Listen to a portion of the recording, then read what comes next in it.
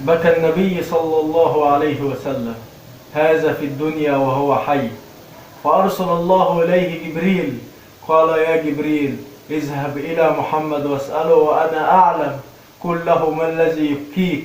فلما نزل جبريل قال: يا محمد إن الله يقول وهو أعلم ما الذي يبكيك، فأخبره إنه يبكي على أمته الذين يدخلون النار.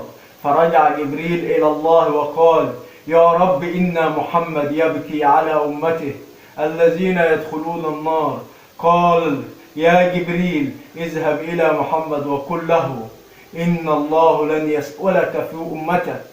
قال: فأسجد فيقول الله جل وعلا: قم يا محمد. يقول النبي صلى الله عليه وسلم: فأذهب فأخرجهم. قال: يا حتى لا يبقى